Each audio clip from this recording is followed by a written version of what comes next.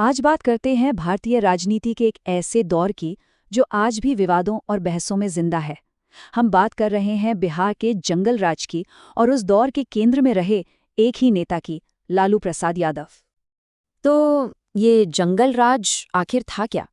देखिए, ये सिर्फ एक शब्द नहीं था, बल्कि 15 साल लंबे एक पूरे दौर की पहचान बन गया था। जरा सोचिए, एक ऐसा समय जब कहा जाने लगा कि बिहार में कानून का राज लगभग खत्म हो चुका है और उसकी जगह डर और अव्यवस्था ने ले ली है। सबसे बड़ा सवाल तो यही उठता है कि आखिर ऐसा हुआ कैसे? कैसे भारत का एक इतना ऐतिहासिक और बड़ा राज्य इस हाल में पहुंच गया?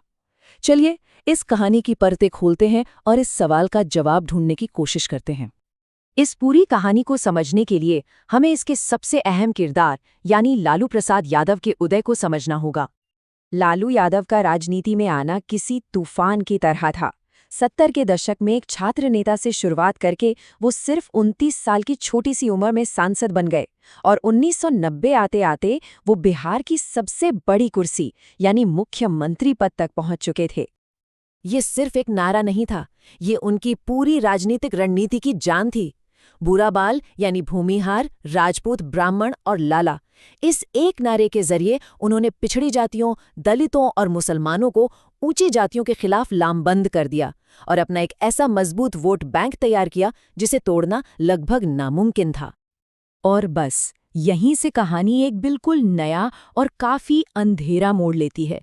जहां एक तरफ सामाजिक समीकरण तेजी से बदल रहे थे, वहीं दूसरी तरफ राज्य की पूरी व्यवस्था ही चरमराने लगी थी। चलिए देखते हैं कि इस दौर की असलियत क्या थी। इस दौर को जंगल राज नाम मिला क्यों? इसकी सबसे बड़ी वजह थी कानून व्यवस्था का पूरी तरह से बैठ जाना। अपहरण तो जैसे एक इंडस्ट्री बन गया था। लोगों के लिए शाम के बाद घर से निकलना भी मुश्किल हो गया था, क्योंकि कहा जाता था कि अपराधियों को राजनीतिक संरक्षण मिला हुआ है। हालात इतने बिगड़ गए थे कि जातीय लड़ाई एक खूनी संघर्ष में तब्दील हो गई थी। रणवीर सेना और लाल सेना जैसी प्राइवेट सेनाएं बन गई, जिनके बीच अक्सर बड़े पैमाने पर नरसंहार होते थे, खासकर मध्य बिहार के इलाकों में। देखिए, अपराध तो था ही, लेकिन साथ ही साथ राज्य का पूरा आर्थिक ढांचा चरमरा गया था। सड़कें सिर्फ नाम की थीं, फैक्ट्रियां बंद हो रही थीं और जो भी पढ़ा लिखा तबका था वो एक बेहतर भविष्य की तलाश में राज्य छोड़कर जाने लगा। इसी को बिहार ब्रेन ड्रेन का नाम मिला।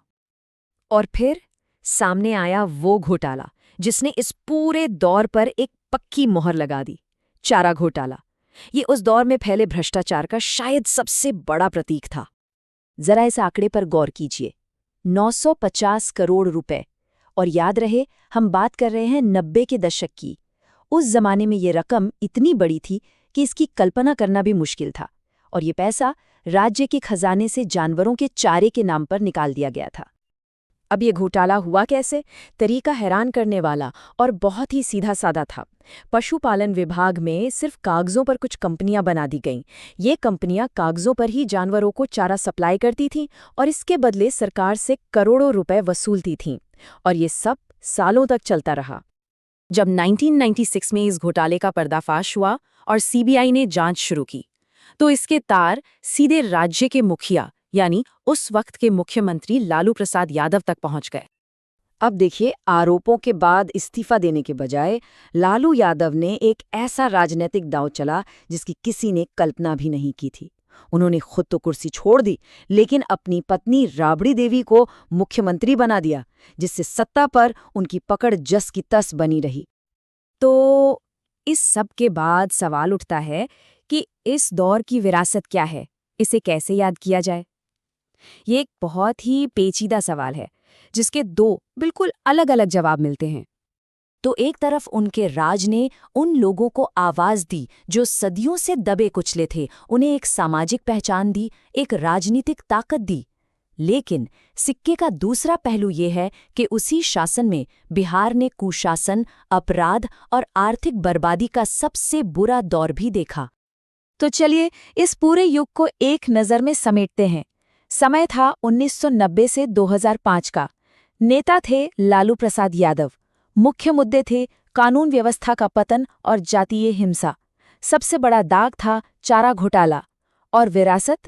सामाजिक न्याय और कुशासन का एक मिला-जुला प्रतीक। तो हम आखिर में उसी सवाल पर आकर रुकते हैं। क्या ये दौर सामाजिक न्याय की एक जरूरी क्रांति थी जिसने दबे कुचले लोगों को सशक्त बनाया, या फिर ये सिर्फ कुशासन और अराजकता का एक काला अध्याय था? शायद सच्चाई इन दोनों के कहीं बीच में है, और इतिहास इसे कैसे याद रखेगा, ये आज भी एक बहुत बड़ी बहस का विषय है।